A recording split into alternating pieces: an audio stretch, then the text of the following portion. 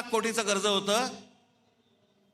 त्याच्यानंतर हे 2014 ते 2026 मध्ये हे सगळं कर्ज 11 लाख कोटीवरती गेलं.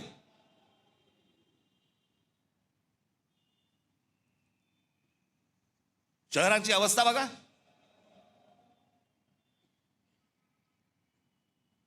पिझ्झा मागवला तर 10 मिनिटात येतो,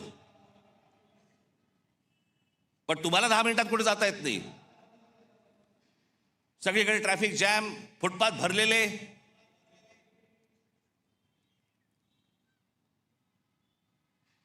काय आयुष्य नावाची काय गोष्ट असते की नाही? एखाद्याच्या तुमच्या मनात येते की नाही की माझं काय आयुष्य आहे?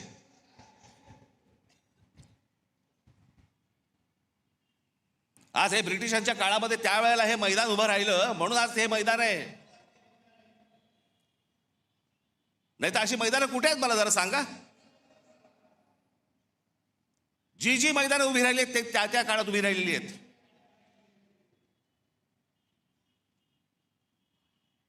आपण काय मुलांसाठी काय करतो?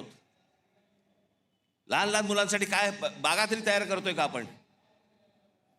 त्या बागा बघितल्यानंतर तिकडे जावंसं तरी वाटतंय का?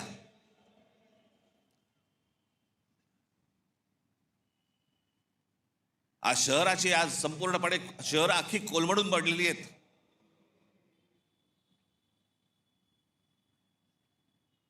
मी मध्यंतरीच मुख्यमंत्र्यांना भेटलो, उपमुख्यमंत्र्यांनाही भेटलो. या शहरांचा ट्रॅफिकचा प्रश्न, गाड्या, उद्या मी तुम्हाला सांगतो अशी जर परिस्थिती जर अजून एक 5-10 वर्ष राहिली ना, घरातनं निघाल आणि तिकडेच असाल, हलता येणार नाही तुम्हाला. सगळंच गमावून बसतोय आपण, सगळं आपल्या हातातनं गमावून बसतोय.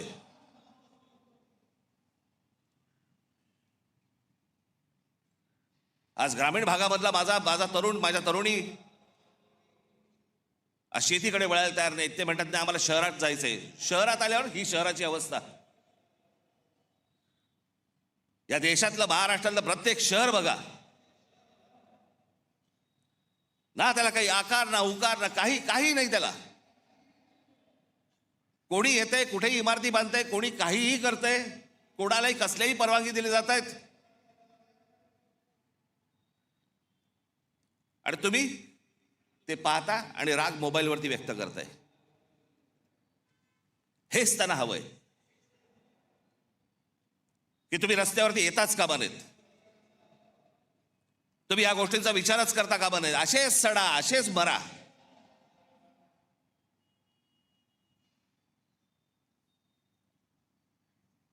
तीन वेळा आजपर्यंत कर्जमाफी झाली शेतकऱ्यांची, 3 वेळा. पण या देशामध्ये सर्वाधिक शेतकरी आत्महत्येचा आकडा महाराष्ट्रात आहे.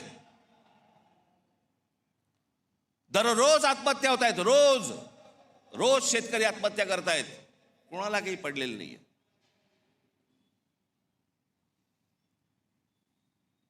हे इथे तुमच्यासाठी कोस्टल रोड बांधतायत, आम्हीच त्याची स्तुती करतो. आमचा मराठी माणूसच स्तुती करतो. छान झालाय ना रस्ता, अरे तो तुझी वाट लावायला झालाय. तुला कल्पना नाही तो रस्ता कशासाठी झालाय. तो तुमच्यासाठी झालेला रस्ता नाहीये. तो बाकीच्यांना आत येण्यासाठी आणि तुम्हाला बाहेर जाण्यासाठीचा रस्ता आहे. तो आम्हाला जो अंदाज येत नाही. आमच्या दरवाज्यावरती जोपर्यंत टकटक होत नाही तोपर्यंत आम्हाला समजतच नाही. आज सगळ्या शहरांमधल्या सगळ्या जमिनी चालल्या आहेत. हे अडाणी सारखे उद्योगपती सगळे घेत बसले. सरकार न बघता सह्या करतंय.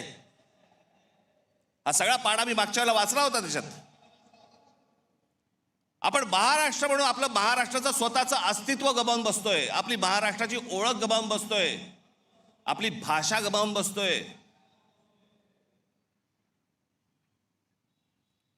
मी मागे पण सांगितलं होतं ना, एकदा ती गोष्ट हातातनं गेली की परत येणार नाही. भाषा संपली म्हणून अनेक देश संपलेले आहेत या जगामध्ये. तुम्हाला जग ज्याला म्हणतं की तुम्ही कोण आहात, मराठी माणूस आहात. मराठी माणूस आहात म्हणजे कोण आहात? मराठी भाषा बोलणारे आहात म्हणून तुम्ही मराठी माणूस आहात.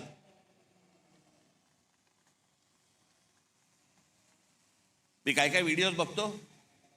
अनेक लोक काही भांडण चालू असतात, मारामारी चालू असतात आणि आपलेच मराठी हिंदीमध्ये बोलत असतात. हिंदी मत बोल ना, हिंदी मत. अरे मग तू काय करतोय?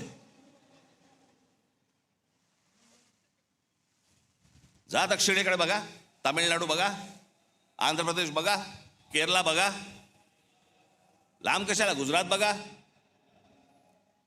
प्रत्येक राज्य आपलं अस्तित्व टिकवणे, प्रत्येक राज्य आपली भाषा टिकवणे. आमच्याकडचे आमदार खासदार काही नाही, दुसरं काही नाही, कंत्राटदार, पैसे, रोज एवढंच सुरू आहे फक्त.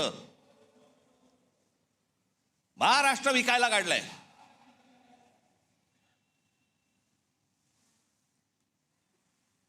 आज मुख्यमंत्र्यांकडे गृह खातं आहे.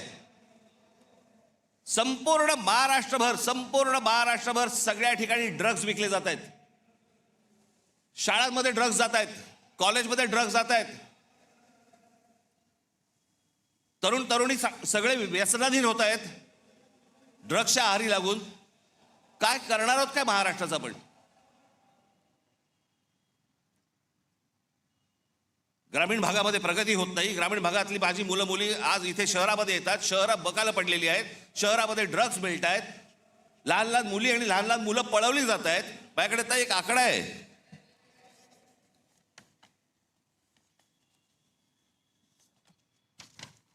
नोव्हेंबर डिसेंबर या महिन्यातल्या 36 दिवसांत